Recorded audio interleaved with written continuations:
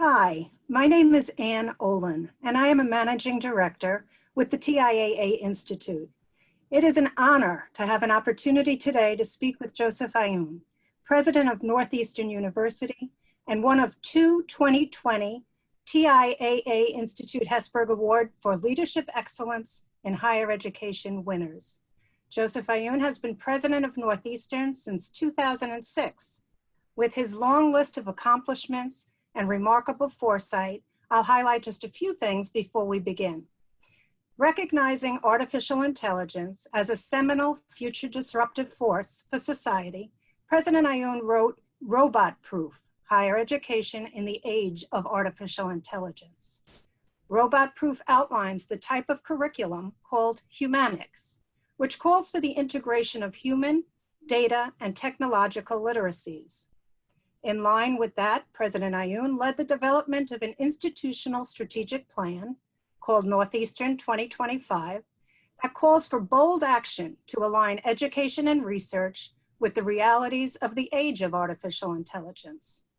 Through this plan, Northeastern's signature co-op program continues to evolve into a holistic model for experiential learning.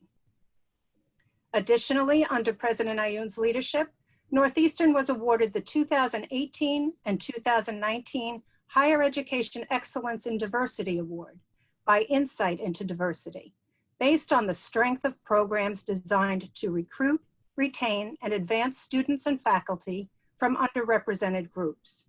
Thank you, President Aoun, for making time for this conversation today. Thank you, Anne.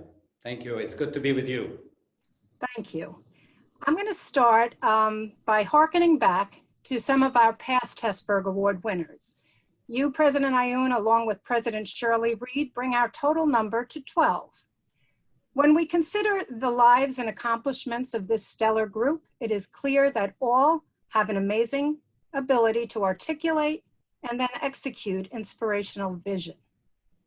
What would you say has been your vision as a higher education leader? And if you were starting your presidency just today, do you think it would be different? Look, and as you know, in higher education, we are all accidental leaders. And because we are not groomed to be presidents.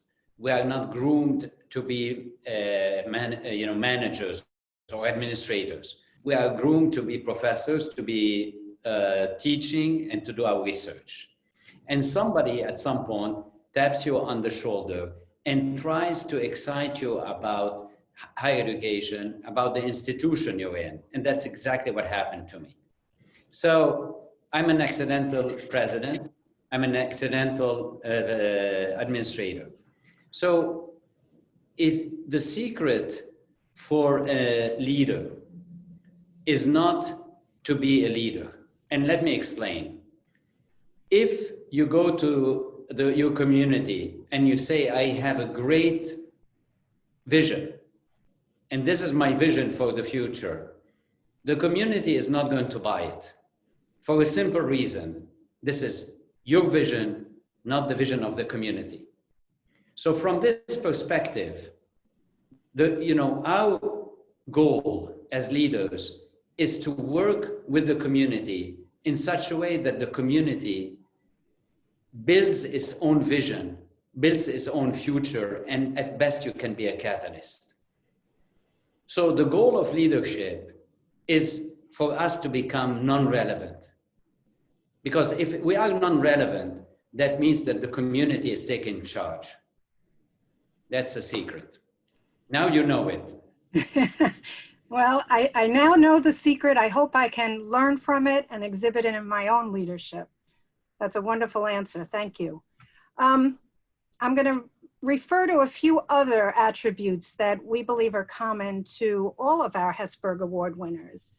For example, all have demonstrated a willingness to take risks, a deep commitment to access to higher education and success for traditionally underserved populations, and a talent for building community and forging partnerships, which you touched on a bit. Can you say a little bit more about how your leadership has aligned with some or all of these attributes that seem to be something that our Hesburgh Award winners have in common? the biggest risk is not to take risks. Mm-hmm. So therefore, if you remain stationary, you're going to be obsolete as an institution or as a community. Therefore, when you build the vision with the community, when you build a strategic plan with the community, the goal is to see where the opportunities are. And some people will call it risks, I call it opportunities. So for us, it manifested itself in many ways, ranging from closing football to moving forward in 2008, for instance, when there was a deep recession. We saw as a community that we cannot retrench. We doubled down on our differentiation, as you said, co-op and experiential learning. We globalized, but at the same time, we remained true to our roots, because diversity and cultural agility are key to any community that wants to be a mirror of the world and wants to shape the world and wants to impact the world.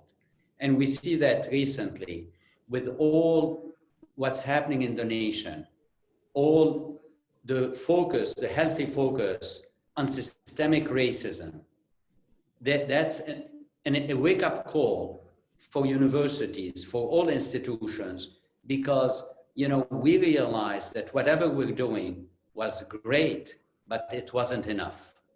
And therefore, that's another example of what we need to do on a daily basis. Never be satisfied with what we have. And sometimes we realize that ourselves, and sometimes other constituents will help us realize that what we are doing is not enough. Well, you referenced 2008, and here we are again with the formidable challenges imposed by the pandemic, coupled with trends that have long been building and racial divides that are more at the forefront than ever before. You mentioned that risk is a critical part of leadership, but can I ask you, against that backdrop, what are you most hopeful for as you think about the future? We cannot afford as society, as community, as nation to freeze. COVID-19 is a challenge. Systemic racism is a challenge. At the same time, we cannot, as a higher education institution, we cannot freeze and we cannot stop. So look at what's happening today. We have profound inequalities. We have systemic racism. We had the Black Lives Matter movement showing us that our society is not equal. So what do we have to do as a university in the middle of this COVID-19 crisis too? Everything is compounded. So either we freeze or we move forward. But look at it from this perspective. If we freeze, if we close our universities, we are not going to provide opportunities for the young leaders of the future. We are not going to bring them into a context, to a community that will allow them to shape their destiny and the destiny of their community. So COVID-19 is a challenge. Systemic racism is a challenge. Inequality is a challenge. Those are very big challenges. But there are other challenges. For instance, you referenced that AI, artificial intelligence, is a challenge, but it's also an opportunity for us. Many jobs are going to be displaced. Up to 50% of the jobs we know will be obsolete in the next 50 years, in the next 20 years. Up to 50% of the jobs will become obsolete in the next 20 years. So what is the mission of higher education? The mission of higher education is to help people become robot-proof. And by being robot-proof, it means that you're not only navigating technology and tech literacy and data literacy, but more importantly, integrating in whatever you do, in whatever we do, the human literacy. And what is human literacy? Is the ability for us to be innovative, entrepreneurial, to be culturally agile, to be ethical, to reject inequality, to reject racism. And that's what we can do in higher education. That's how we are helping our future leaders transform the world. That's why we have decided and not to close the university, because we realized that if we do that, there will be a lost generation. So I'm going to say it this way. I would say you have hope and optimism really based in the power that lies within all of us to take the challenges and turn them into opportunities and to just move forward despite the dire circumstances that we're facing. Absolutely. What's your biggest concern? What's your biggest concern? It's precisely what you said. My biggest concern is if people lose hope.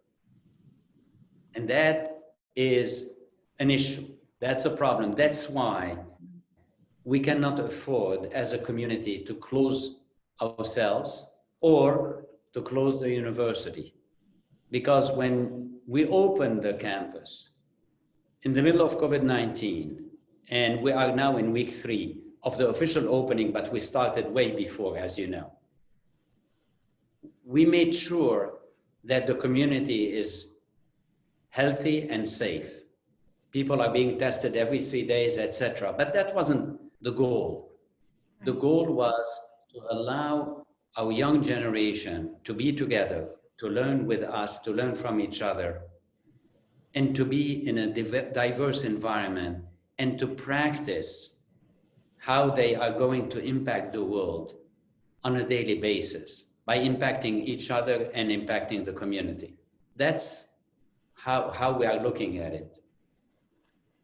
Okay, so as you think back on your illustrious career, or as you think about other leaders that you admire, can you articulate a few of what I'll call success factors?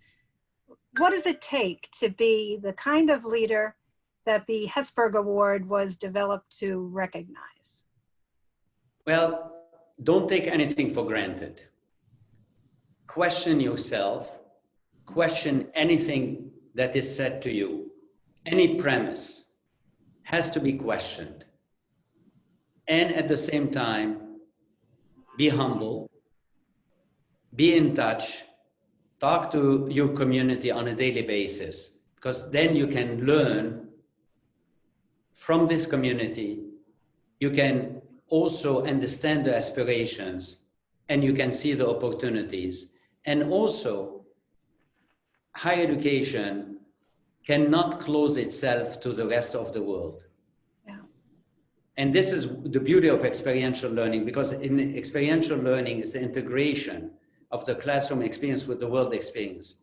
The minute we build the tower, the minute we lose the opportunity to understand the world, to impact it, and to be impacted by it. So that's what I admire in the various leaders who received the award and leaders that are with us today too. And they're practicing that on a daily basis. Now, this next question is going to be tough because you have lots of historical accomplishments to point to, but, and I would encourage viewers to read more about you and what you've accomplished on both the Institute's website and on ACE's website. But from your perspective, what would you say is your leadership legacy? What accomplishments are you most proud of to date? let me share with you something about legacy. The legacy of a person, in many ways, doesn't matter, is meaningless for the following reason.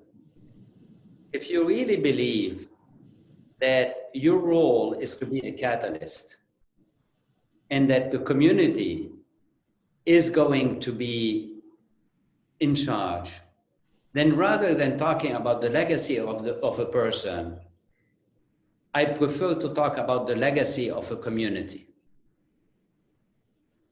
And therefore, you can say, during his tenure, what was the legacy of the community as a whole? And I think for us, we are very proud of the fact that we saw that there are fundamental trends that are impacting society as a whole, such as AI, inequality, racism, climate change, etc. And then we said, we are going to build our future in such a way that every person who is a member of this community is asked to understand the problems, understand the issues, but more importantly, impact them through experiential education. So we invited our community members, students, faculty, staff, to launch not-for-profits, to launch new endeavors, to launch for-profit endeavors in order to change the world. So in order to change the world, you need to understand it, you need to be with it, and you need to practice on a daily basis what you are doing. And that's what the community is doing. Well, as the proud mom of a 2020 Northeastern graduate, I am wonderful. I am very grateful to be part of the Northeastern community with you at the helm. So thank you for that. Thank you. And I think I would just like to close by saying, welcome, welcome, welcome to the Hesburgh Award Winners Circle. We are honored to have you, and we wish you well getting through the pandemic and navigating Northeastern on a continued path to great things. Thank you, Anne. And if I may, this award is an award to our community as a whole. So thank you. That's very nice. On behalf of the community. Thank you. Good being with you, Anne. You too.